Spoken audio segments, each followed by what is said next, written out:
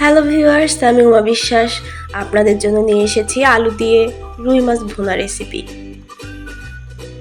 এর জন্য আমি নিয়েছি রসুন 3 কোয়া, পেঁয়াজ 1টি, হলুদ গুঁড়ো 1 চা চামচ, শুকনো মরিচ 2টি, জিরে 1 চা চামচ, লবণ পরিমাণ মতো এবং নিয়েছি 6টি কাঁচামরিচ। এবার একটি ফ্রাই প্যানে তেল দিয়ে হলুদ এবং লবণ মেখে রাখা মাছগুলোকে আস্তে আস্তে একটি করে ছেড়ে দিলাম। এক সাইড ভাজা হয়ে গেলে এটিকে উল্টে নিব। মাছগুলোকে বেশ ভালো করেই ভেজে নিচ্ছি, কেননা আমি তরকারিতে একটু ভাজা মাছ পছন্দ করি। আপনারা এর থেকে কমও ভেজে নিতে পারেন। মাছগুলো আমার ভাজা হয়ে গিয়েছে, এখন আমি এগুলো নামিয়ে নিব এবং এই তেলেই দিয়ে দিব লবণ এবং হলুদ মাখানো আলুর টুকরোগুলো। আলুর টুকরোগুলো দিয়ে ভালোভাবে নেড়ে চেড়ে ভেজে নিব। ভাজা হয়ে গেলে উঠিয়ে নিব। খুব বেশি ভাজতে হবে না, কারণ এটা ঝোলে দিব, এটা আবার সিদ্ধ হবে। এবার ওই তেলেই দিয়ে দিয়েছি বেটে রাখা মশলাগুলো।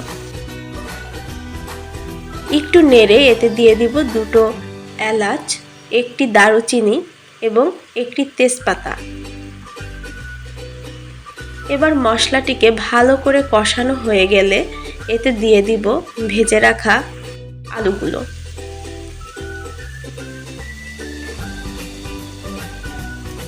ভেজে রাখা আলুগুলো মশলার সাথে একটু কষিয়ে নিয়ে দিয়ে দিব পানি।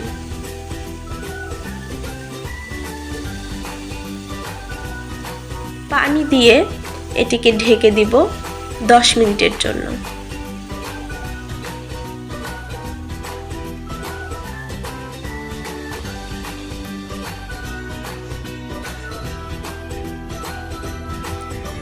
10 মিনিট হয়ে গিয়েছে, আমি ঢাকনাটি তুলে নিব। আলুটি প্রায় সিদ্ধ হয়ে এসেছে। এ পর্যায়ে আমি দিয়ে দিব ভেজে রাখা মাছগুলো।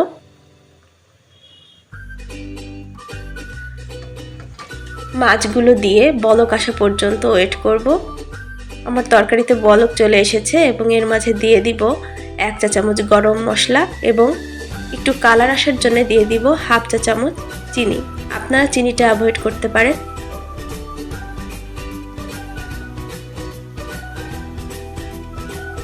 হয়ে গিয়েছে আমার আলু দিয়ে রুই মাছ ভুনা রেসিপি।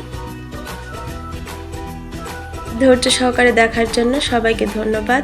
কেউ উপকৃত হয়ে থাকলে আমার চ্যানেলটি সাবস্ক্রাইব করে দিবেন।